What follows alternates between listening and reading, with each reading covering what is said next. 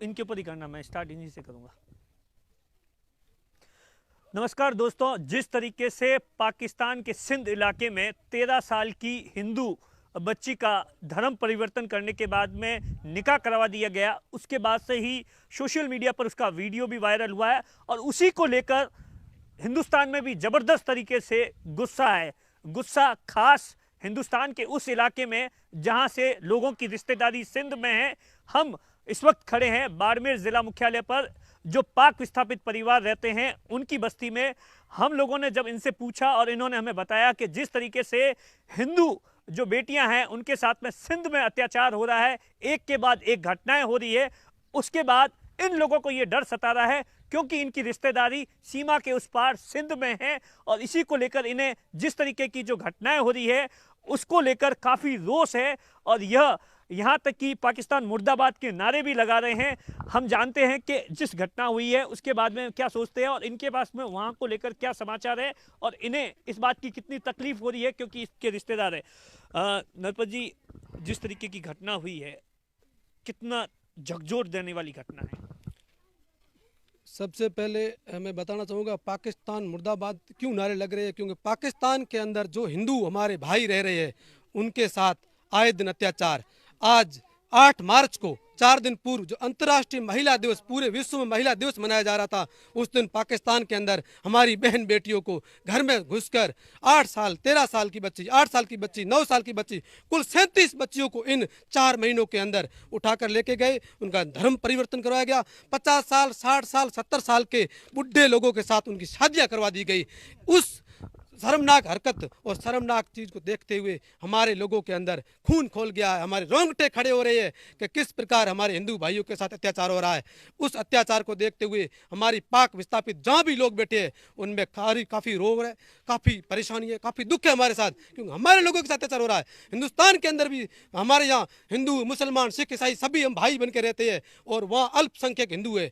कम हिंदू होने के नाते उन लोगों को अत्याचार के साथ मार दिया जाता है। अगर धर्म परिवर्तन नहीं किया जाता उनके गांवों को जला दिया जाता है। ऐसे कई वीडियो मैं आपको दिखा सकता हूं जिनमें उनके गांवों को जला दिया गया है, उनकी बहन बेटियों को उठा लिया जाता है। अगर आपको इतना ही शौक है धर्म परिवर्तन करवाने का तो वहाँ बैठे हुए मुसलमानों से मैं कहना चाहता हूँ, आपकी भी बहन बेटियाँ हैं, हिंदुओं के साथ उनकी शादी कीजिए। धर्म परिवर्तन का शौक है तो हिंदुओं को बढ़ाइए, अपने बराबर उनको भी दर्जा दीजिएगा। जो हिंदुस्तान के अंदर हो रहा है ऐसा अत्याचार जो पाकिस्तान के अंदर हो रहा है वो सहन नहीं होगा। अब हिंदुस्तान में आवाज़ बुलंद होगी। जहाँ पाक विस्थापित 5 लाख लोग हैं वो रोडों पर आएंगे और पूरे विश्व में पाकिस्तान को शर्मनाक हरकत के लिए झुकना पड़ेगा और हिंदुओं के साथ न्याय करना पड़ेगा। मेरी भारत सरकार से अपील है, मोदी जी से अपील है, जिस प्रकार मोदी जी ने हमारे साथ न्याय किया है, वीज़ा का कम टाइम, वीज़ा की कम फीस और थार एक्सप्रेस को जिस प्रकार शुरू किया था पाकिस्तान की नापाक हरकतों की वजह से बंद किया गया।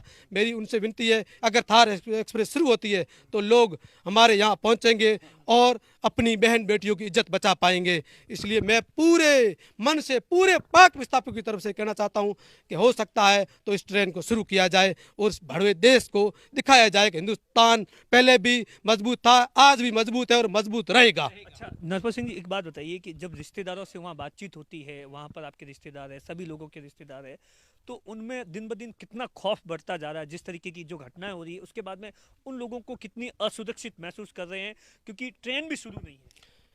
पाकिस्तान के अंदर मेरी आए दिन बात होती है मेरे रिश्तेदारों से और उन लोगों का कहना है कि हम लोग जब दिन में भी, रात को तो छोड़ो, दिन में भी घर को बंद करके सोते हैं, जब काम के लिए जाते हैं तो इतना डर रहता है कि वापस जाने के बाद हमारी बहन बेटियां घरों में होगी या नहीं होगी।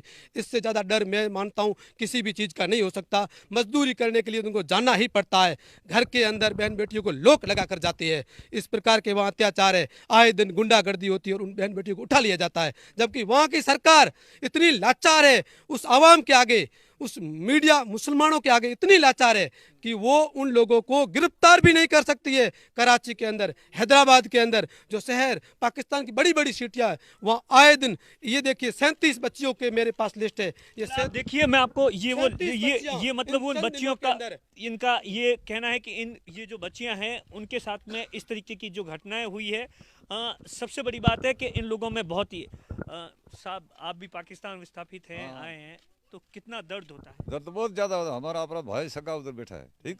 हाँ, उसके दर्द तो ये है, बच्ची छोटी है 10 साल की 15 साल की, उसको मादर चौथ 70 साल के बूढ़े के लगातार शादी कराता है, तो उसके हमारे दर्द नहीं है? बहुत दर्द है। हिंदुस्तान से ये हमारी मांग है, चालू करे ट्रेन, हमारा परिवार यहाँ जो इधर आ जाए वसाए उसको, कम से कम ये दर्द तो हर एक परिवर्तन होता है। मुसलमान को 70 साल की 80 साल की बूढ़ी को कहीं तो उठाता नहीं है, और छोटी बच्ची को उठाते हैं, ये शर्म की बात है। हमारे बहुत दर्द है ज़्यादा। अच्छा आप बताइए सर, ये जो घटनाएं हो रही है इसको लेकर क्या सोच रहे हैं और किस तरीके से आपके रिश्तेदार वहाँ पर है, कितना खौफ है? हमारे रिश्तेदारों में बहुत ही खौफ है, हम भी यहाँ खौफ में हैं, क्योंकि हमारे भाई बंधु वहाँ रह रहे हैं, उनके साथ में जो ज्यादतियाँ हो रही हैं तो हमें बहुत ही दुख होता है ये सुन करके, ठीक है ना, ये समाचार सुन करके पढ़ करके बहुत दुख होता है। और रही बात तो हमारे जो हिंदू जो यहाँ जो ये तो थार का जो ये प्रदेश है, ये थार का ये रेगिस्तान है, इसके अंदर ये बॉर्डर के उस पार जितने भी जो गांव हैं, हिंदू बाहुल्य जो गांव थे, उन सारे हिंदू बाहुल्य गांवों के अंदर सारे के सारे जो मोमडन हैं वो ज़्यादा आकर के बैठ गए हैं और उनकी ज़मीनें हड़प ली गई हैं और उनको मजबूरन वहाँ से भागना पड़ रहा है। मतलब अत्याचार किया जा रहा है। अमरकोट के पास में एक वेहरा गांव है, यहाँ के जो इलाके के जो लोग हैं, जो हिंदू लोग हैं मेघवाल जाति से या अन्य हिंदू जाति से जो हैं, वो यहाँ से पलायन करके अमरकोट के अंदर और वेहरे के अंदर जाकर के बैठ गए हैं और वहाँ जाकर के उन्होंने शरण ली है, ठीक है ना। और बाकी लोगों का बहुत ही जीवन नारकीय जीवन है। थार एक्सप्रेस बंद होने से भी काफ़ी दिक्कत है, काफ़ी लोग आ नहीं पाते। थार एक्सप्रेस से तो बहुत ही नुकसान हुआ है जी। अगर ये थार एक्सप्रेस चालू होती तो हमारे भाई बंधु यहाँ आते और हम भी वहाँ जाते, उनका दुख दर्द जानते, उनके समाचार लेते, लेकिन क्या करें, थार एक्सप्रेस बंद है और हम मायूस हैं और वो लोग भी मायूस हैं। सरकार से क्या कहना चाहेंगे? जिस तरीके के हिंदुओं के साथ वहाँ पाकिस्तान में अत्याचार हो रही है, सरकार, मोदी सरकार को भी अब दखल देना चाहिए।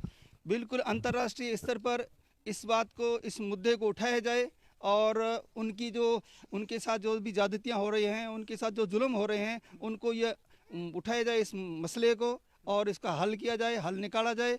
और मैं भारत सरकार से भी अपील करना चाहूँगा सबके माध्यम से, आपके माध्यम से, कि वहाँ जो भी हमारे हिंदू भाई बहन रह रहे हैं, उनके साथ जो जुल्म हो रहे हैं, उन जुल्मों के खिलाफ आप भी हस्तक्षेप करें और उनको अंतर्राष्ट्रीय स्तर पर इस मुद्दे को उठाया जाए और ये उनके खिलाफ जो ज्यादतियाँ हो रही हैं उसको बंद करवाया जाए। दलपत जी, मोदी सरकार से आखिरी में क्या कहना चाहेंगे? सरकार को अब अंतर्राष्ट्रीय स्तर पर भी दखल देना चाहिए इस पूरे मामले को लेकर। मोदी सरकार को मैं इतना ही कहना चाहूँगा, जिस प्रकार हमारे यहाँ भगवान श्री राम का मंदिर बनाया जा रहा है, उसके लिए पूरा हिंदुस्तान पैरों पे खड़ा था, उसी प्रकार जिस प्रकार पाकिस्तान के अंदर हमारे मंदिरों को और हमारी बहन बेटियों को इज्जत भंग की जा रही, मंदिरों को तोड़ा जा रहा है और हमारे लोगों के साथ अत्याचार हो रहा है, उस अत्याचार को देखते हुए अंतर्राष्ट्रीय भी मुद्दा उठना चाहिए। जिस प्रकार पाकिस्तान चिल्ला चिल्लाकर छोटी छोटी बात को उठाता है अंतर्राष्ट्रीय स्तर पर, वो अन्याय के खिलाफ नहीं उठा रहा है, वो हकीकत नहीं उठा रहा है, बाकी ये अन्याय हो रहा है। ये अन्याय पूरा हिंदुस्तान नहीं, पूरा विश्व देख रहा है, फिर भी पूरा विश्व शांत क्यों, अंतर्राष्ट्रीय शांत क्यों? अंतर्राष्ट्रीय मोदी सरकार से अपील है कि इस मुद्दे को अंतर्राष्ट्रीय स्तर पर ले जाकर उस पाकिस्तान की नापाक हरकतों को बंद करे और हमारे हिंदुओं के साथ हो रहे अत्याचार को भी बंद करवाया जाए।